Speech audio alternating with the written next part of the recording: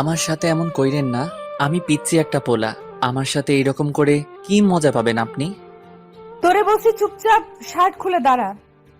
আমি পারুম না। আমার কি লজ্জা বলতে কিছু নাই নাকি? তোর কাছে এত কিছু শুনতে চাইছি আমি? যা বলছি তা কর। কি হচ্ছে কিছুই বুঝতেছেন না তো? আগে পরিচয়টা দিয়ে নেই। আমি হৃদয়, ইন্টার প্রথম বর্ষে পড়ি। কলেজ শুরু হয়েছে অনেক আগেই। বাসায় সমস্যার জন্য এতদিন আসা হয়নি। আজকেই প্রথম আসলাম। কলেজ গেট দিয়ে ঢুকতেই দেখলাম পাশে কিছু মেয়ে বসে গল্প করছে। তারা সম্ভবত আমার সিনিয়র। তাদের সামনে দিয়েই যাচ্ছিলাম, হঠাৎ মিষ্টি কণ্ঠের ডাক ভেসে আসলো। এই কই যাস? আমি তাকিয়ে দেখি অসম্ভব সুন্দর একটা মেয়ে কথাটা বলল। তাকে দেখা মাত্রই খেয়ে ফেলছি। বাস না মানে ক্রাশ আর কি। আমি তাদের কাছে গিয়ে বললাম, জি, ডেকেছিলেন আমাকে? হ্যাঁ, আপনাকে ডেকেছি মহাশয়। তো আপনি কে আর এখানে কি? অবাক হয়ে বললাম, এটা তো কলেজ। আর কলেজে মানুষ কেন আসে? এটা কলেজ আমিও জানি, আর মানুষ এখানে পড়তে আসে, কিন্তু তোকে তো আগে কখনো এখানে দেখিনি। নতুন নাকি? জি, আমি নতুন, আজকে আসলাম। তুই কোন ইয়ারে পড়িস? ইন্টার প্রথম বর্ষে। আমরা তোর সিনিয়র, তো সম্মান দিবি আর যা বলবো তাই করবি। আচ্ছা আপু। তো শার্ট খুল, এখন তোর র্যাগিং হবে। এই হলো কাহিনী। তারপর যা যা হয়েছে জানিনি। এখন বর্তমানে আসি। আমি রাগী মেয়েটার সামনে দাঁড়িয়ে ভয়ে কাঁপছি আর ভাবছি কি করব। হঠাৎ সে আমার কাছে এসে আমার শার্টের সবগুলো বোতাম খুলে ফেললো।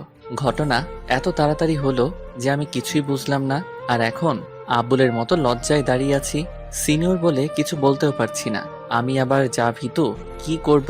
মেয়েটার বান্ধবী বলে উঠল, বাহ নিধি, ছেলেটার বডি তো অতটাও খারাপ না। মানে আমার সিনিয়র ক্লাসের নাম নিধি।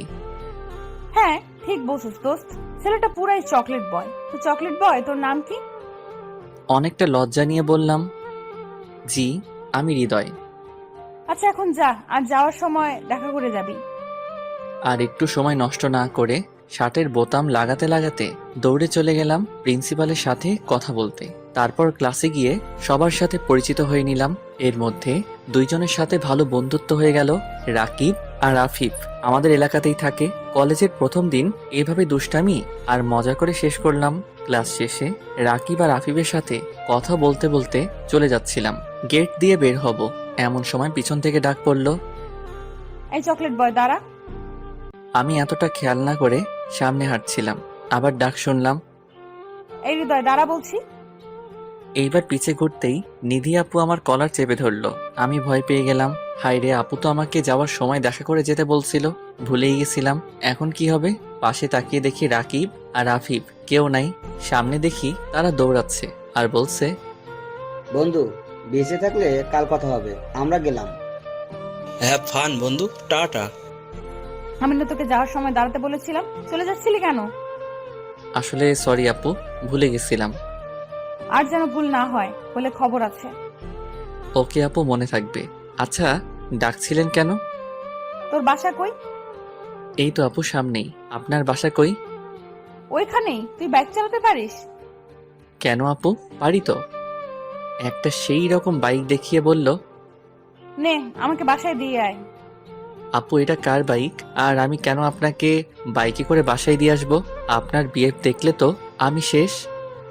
একটু পাম দিলাম। ওই তোরে এত কথা বলতে বলছে কে? আর আমি বলছি তাই আমাকে দিয়ে আসবি। এন্ড আমার কোনো বিএফ নাই। আমার তো মনে লাড্ডু ফুটছে, তাই দেরি না করে বাইকে উঠে বাইক স্টার্ট দিলাম।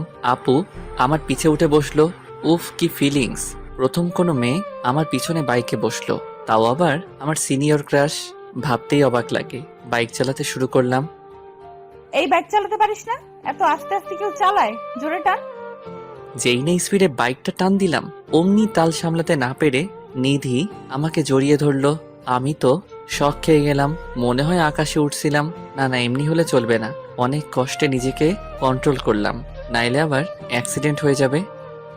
কুত্তা, না বলে এত জোরে কেউ টান দেয়? আমি তো গেছিলাম। আরে আপু, যাবেন কই? আমি আছি না। তুই আছিস বলে তো চিন্তা। নিধি এখন আমাকে জড়িয়ে ধরে আছে। আয় বাইক থামা, চলে এসেছি।